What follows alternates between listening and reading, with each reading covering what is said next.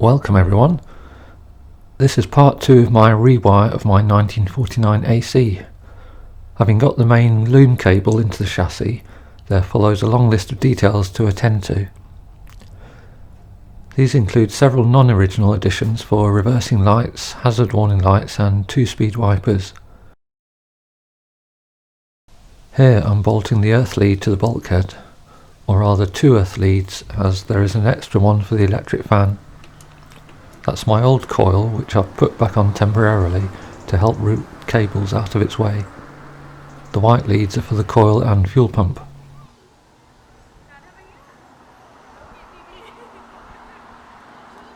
When I restored the left rear inner wing, I included these 2 screws. The brass one is for the rear earth connection and the other is for a cable clip.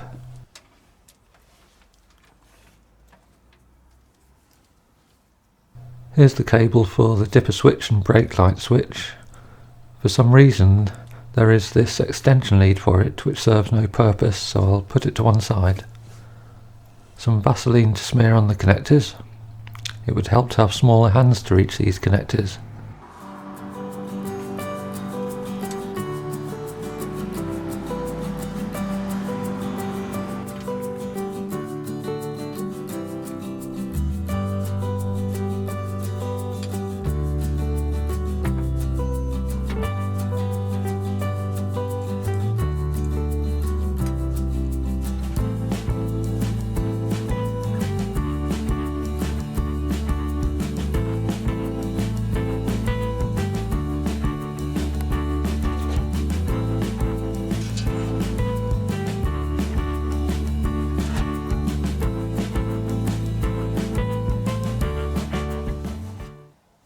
Here's the old dipper switch, although you can still buy new ones.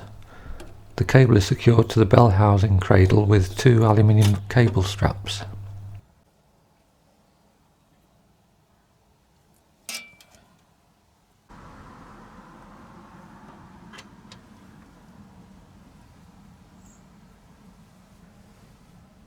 I'm removing the brake light switch, ready to wire it up. Some switch cleaner to prepare the old terminals. Small hands would help here as well. It's held onto the chassis with a pair of 2 BA screws and nuts.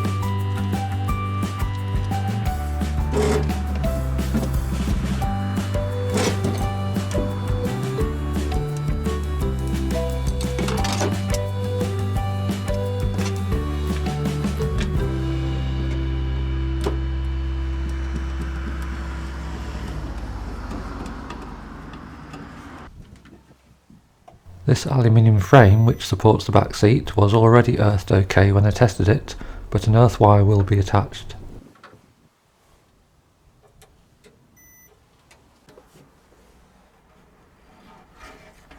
This is the lead for the right-hand trafficator.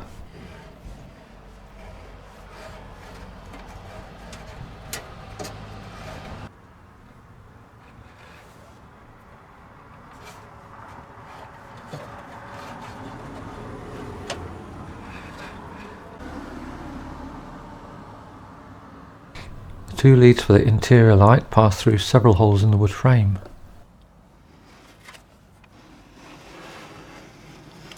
A mistake here, as the red lead was not long enough. That's my error. When I measured the old lead, I forgot that it had been made from two lengths twisted together. They were probably not the originals. This gave me a chance to utilise one of the unused light tail leads bought by mistake, which already has the bullet connector at one end. I soldered the two leads together. Had it been for an external light, I'd have renewed the lead. I'm crimping an eyelet for the interior light. For more important leads, I prefer to solder connectors on. These internal leads are held against the wood frame with insulated staples. I happen to have this old packet. I hammered them into the existing holes left from the old ones.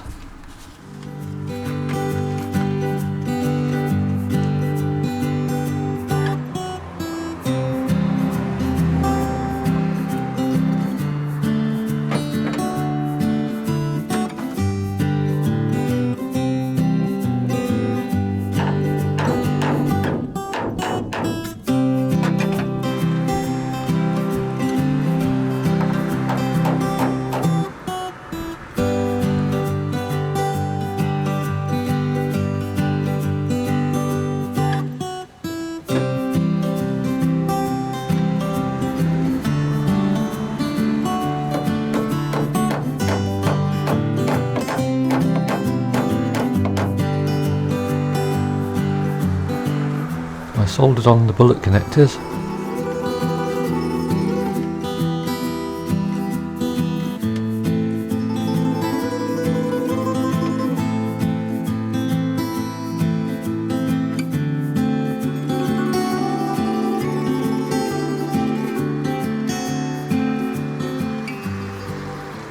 The trafficators need these brass sliding bullet connectors.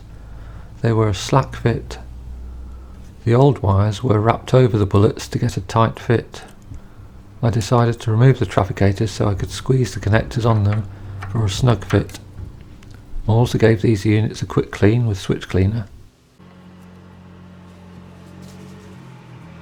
The secret to a happy trafficator is to keep the plunger clean, dry and free of oil and grease.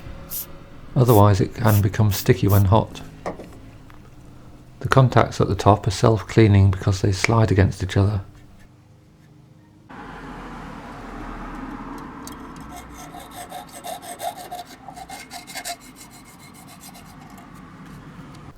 The original earth leads were bolted on near the bottom. It is far more convenient to make longer leads and attach them to the wood screws at the top. That makes it easier to remove the trafficators in the future. Make sure the metal is clean enough for good earthing.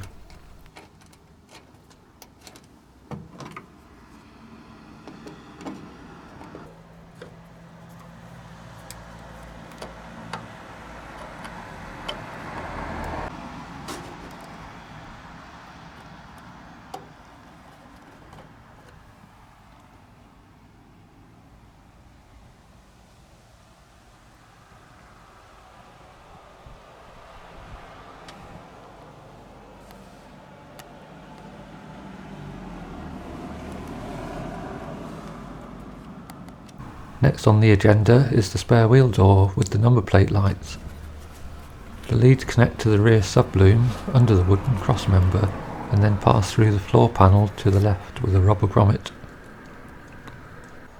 Both lamps need to be earthed. There's a mix of brass sliding bullet ends and eyelets.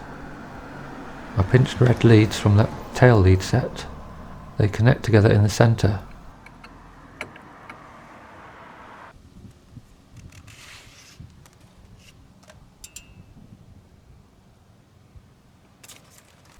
I made sure that the lamp socket will earth against the bulb.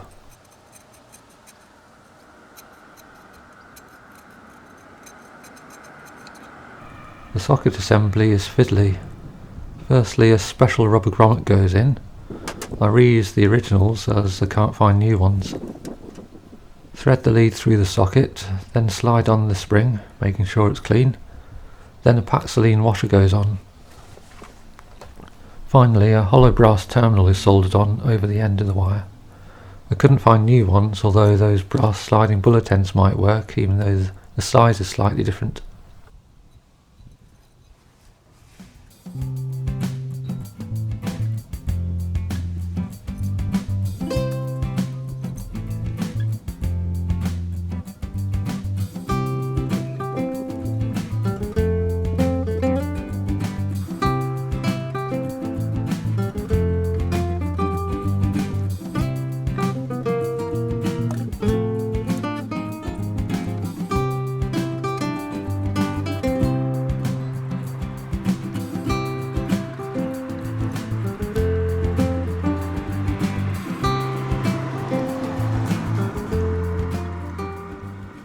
Now to fit the new LED versions of the BA9 bulbs.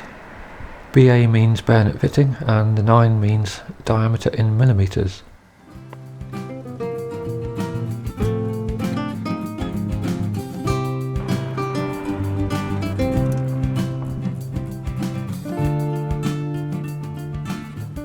I scrape some paint off where the earth eyelet fixes on.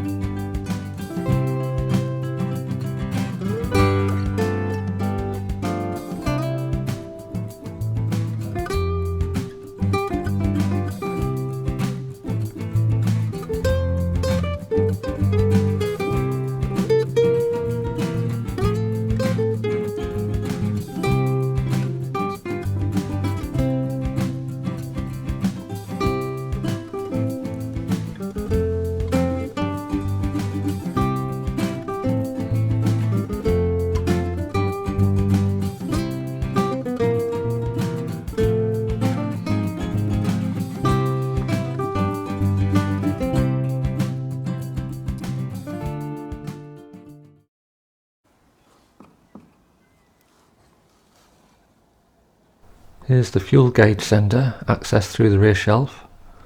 Not original, but I added an earth lead, having also exchanged the old steel screws for brass ones. They are size 3 BA screws. More aluminium cable ties are used for the right-hand trafficator lead. Here's a closer look at the dipper switch and brake light switch cable.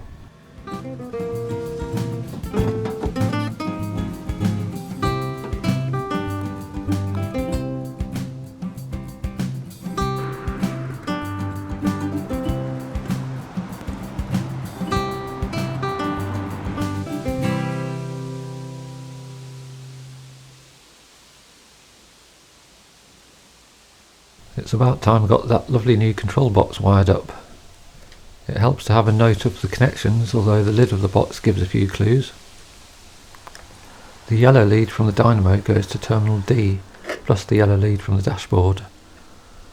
Then the lead from the dynamo field goes to terminal F. This lead is yellow and green. I incorrectly said yellow and black in the previous video.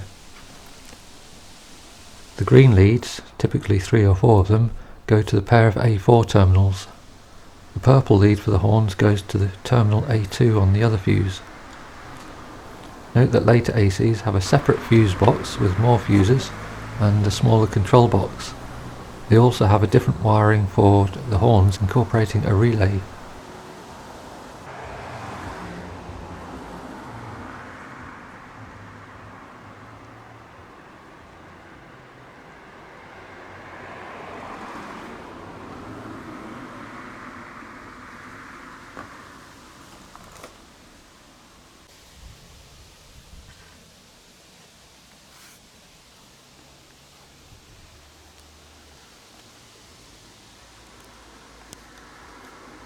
My new 8-way connector block arrived from Autosparks. Like most of this type of connector, it was very tight fit on the leads, so I opened the connectors out a bit. I had to drill out the 2 mounting holes to the required size.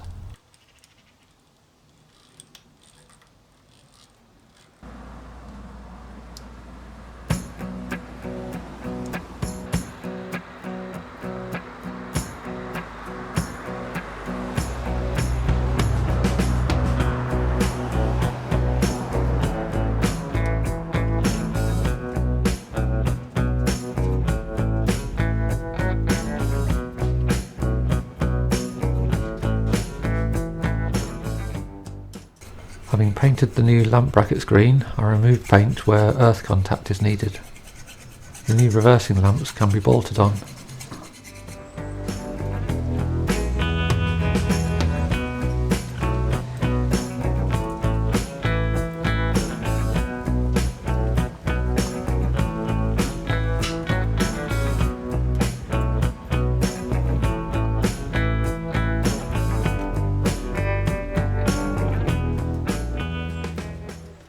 For these motorbike style indicators, I'm fitting new LEDs.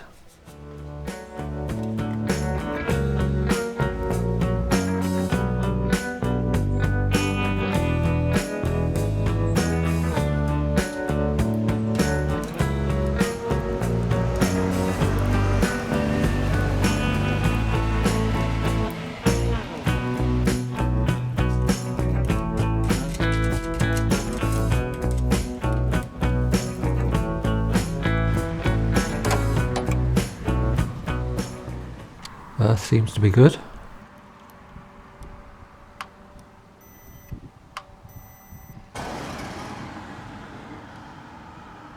You need to remove a wheel and release the wire mesh to access the taillight leads and get the earth lead screwed to the inner wing.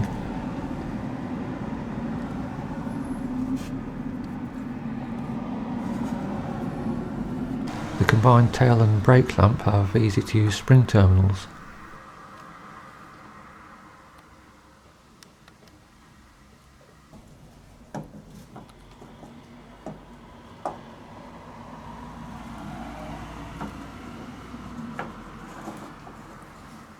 I needed to get double contact sockets for the side lights to convert them to combined side indicator lights.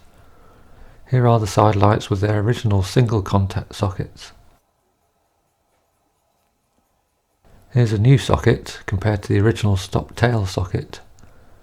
These new ones came from the Daimler Club and look handmade.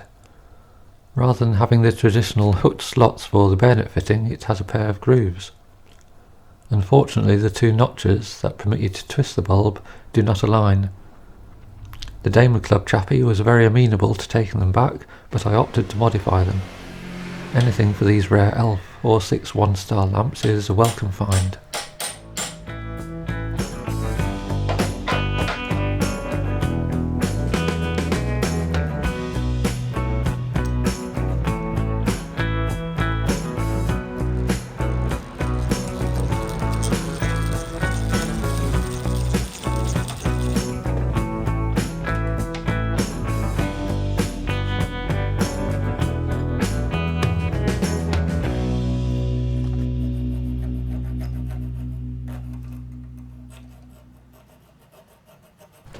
I cut a small slot to accommodate one of the bulb studs.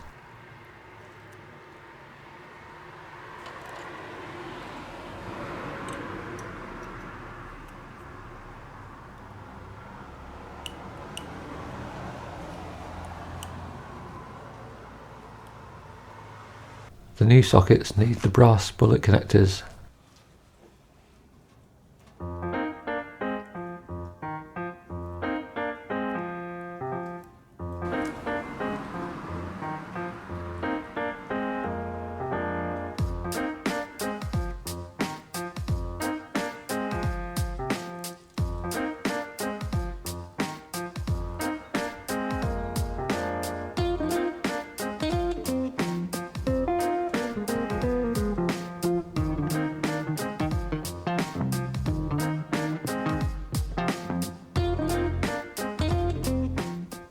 Here's the new LED bulb combining white and amber lamps.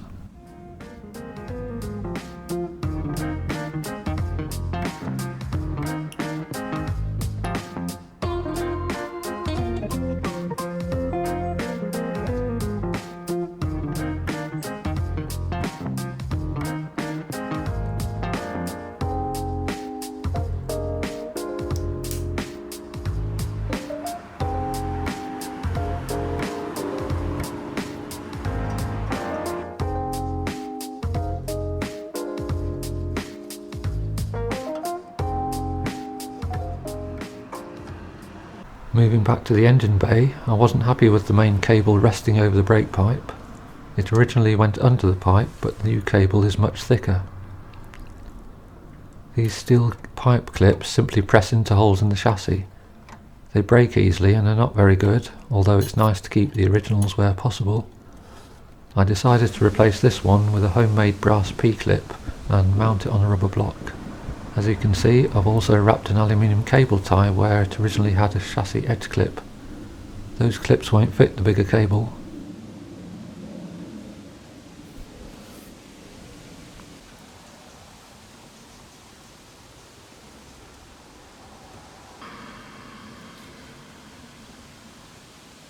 Time to make the new P-clip.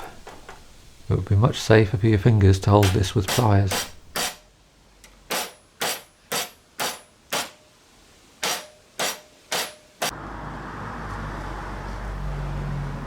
And here's the rerouted cable after slightly bending the pipe upwards.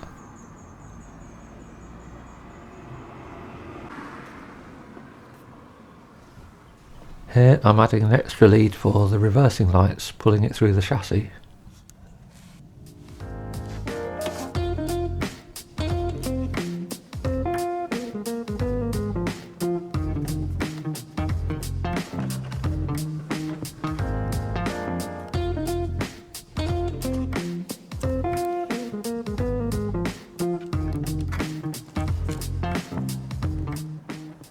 A brass sleeve bullet is now soldered on.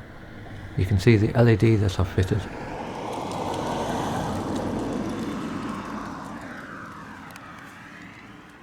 I just need to solder on some bullet ends to link it up.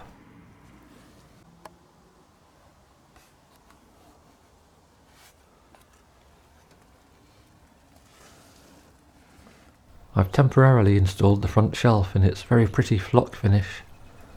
Here's the USB socket which will be mounted under the shelf, and the LED compatible flasher units. The blue and white lead goes to the headlamp flasher that I've added. I know a lot of people don't like to see any mods, but the most important thing is to avoid having other vehicles crashing into the AC. This sort of thing does happen. Most mods are not permanent or damaging. Here I'm testing the leads for the steering column to control the indicators and horn. These are the old leads, although not original. I'm delaying a rewire here as removal of the leads means releasing the oil from the steering box.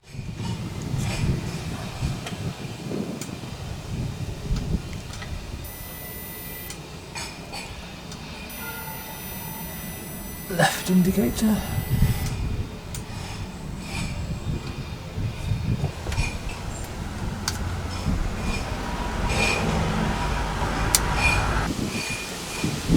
Horn wire.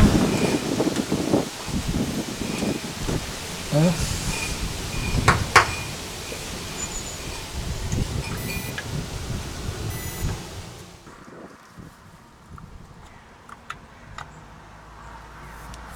Connecting up the indicator switch wires, ready for further testing.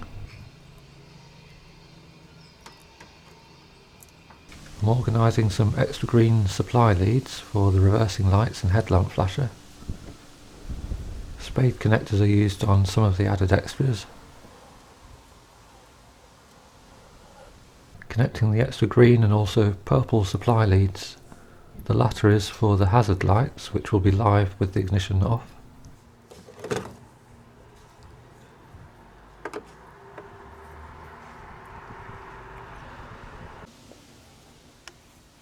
I've connected my battery charger to the earth lead and the green supply lead. A plank of wood is pressing the brake pedal down.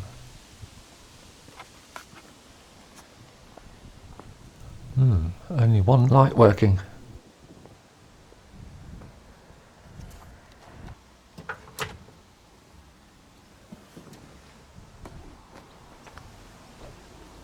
Into reverse. No lights working. What next? Right hand trafficator. Success. Binding against the slot, hence the noise. All good on the left. Meanwhile, new headlamps have arrived from Pullbeck Vintage Supplies. These are the same type that AC used from 1950 onwards. Mine has the earlier cat's eye lenses, which look nice for period originality, but they dazzle when dipped, even with the old bulbs in. That's because the light beam spreads out despite the parabolic reflector, because the filament is a finite size and can't be positioned entirely at the focal point. These newer lamps have block type lenses that keep the dipped light going downwards. As you can see, this kit comes with the balls and rubber gaskets. Just the job. Now to get those extra rear lights working. The new flasher indicators have earth leads attached, so I wired them up, but left the reversing lights earthed via the brackets.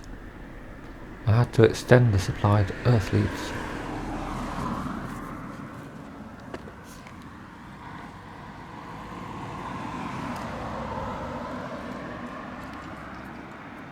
You can see the nice looking sleeving, also from Paul Beck Supplies. Both brake lights are now working, but only because I reversed the 2-contact socket. More about that problem later. Working reversing lights. Here's the new indicator built into the side lamp. I'm making the change to flashicators.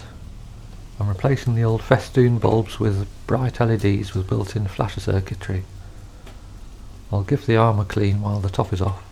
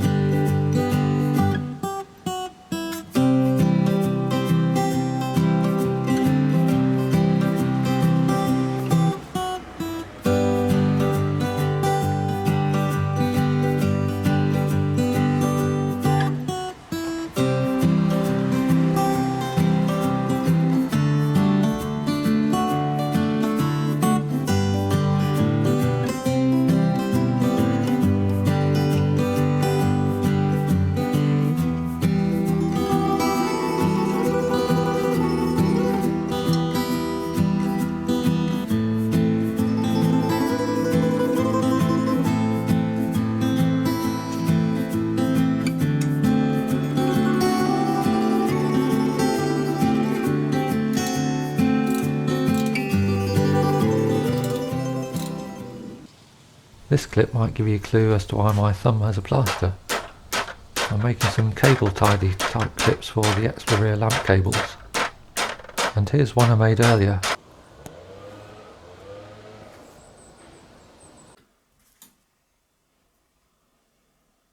Now to repair the rear lamp double socket.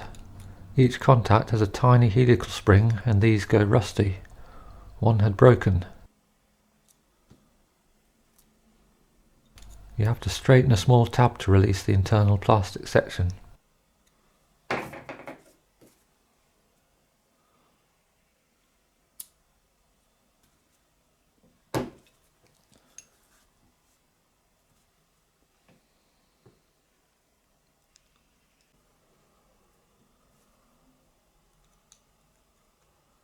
The brass tube is slightly crimped and has to be opened out to release the terminal and its spring. To my amazement, a set of stainless steel springs I'd had made for a model locomotive over 20 years ago came to the rescue. I needed to insert 3 of them as they are slightly smaller.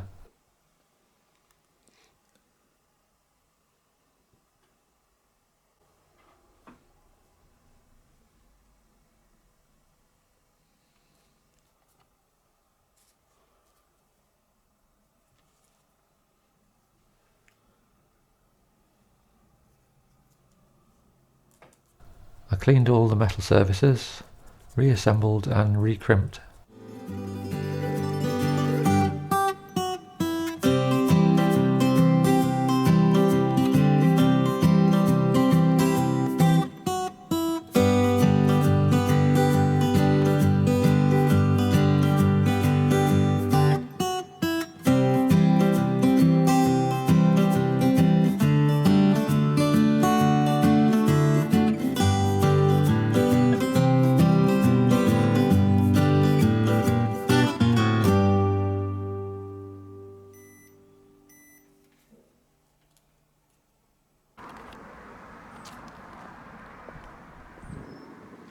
And here are the taillights working, and the number plate LEDs.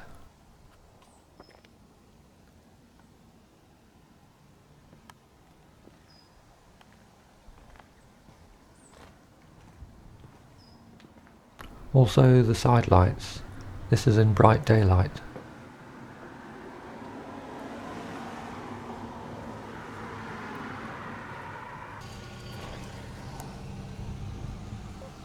A quick check of the interior light, which only works when the side lights are on. Uh-oh, I'd forgotten to clean the switch contacts.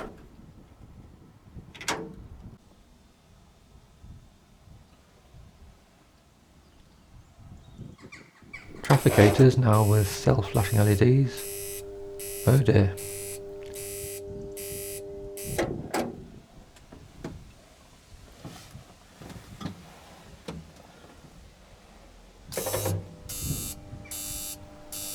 No luck that side either.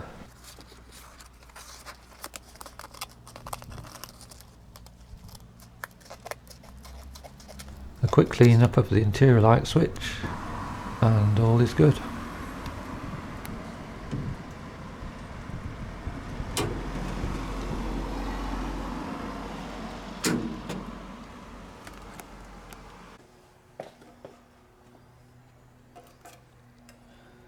Next on the agenda is making brackets to mount the USB socket plus extra switches under the front shelf without vandalising any original parts.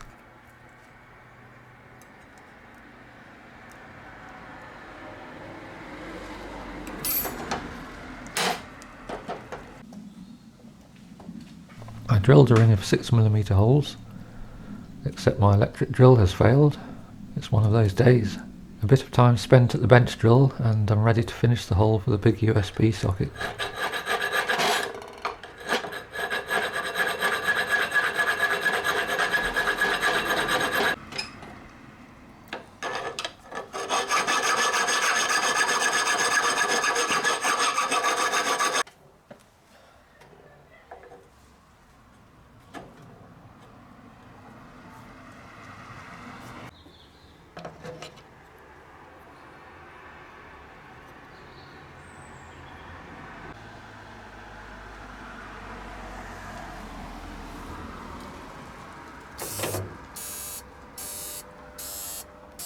I've put the old festoons back in the trafficators so that I can test various lamps in the fading daylight. This is with side lights on. The amber looks pale, but it looks effective for purpose.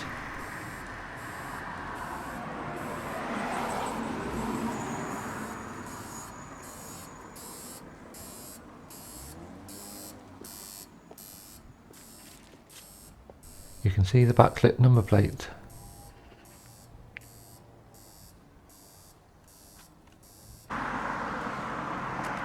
The reversing lights are certainly bright. It seems that there will have to be a part 3 video.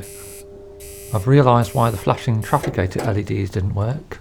I was testing them on a battery charger, and digital circuitry needed a smooth DC supply, as you would get from a battery. I also need a battery to test the horns as they draw enough current to dim the city lights. Although I have a new battery, it still doesn't have any acid in yet. I've decided it might be wise to leave it until after the winter to add the acid so that the battery doesn't deteriorate from lack of use. Okay then, see you next time. Thanks for watching.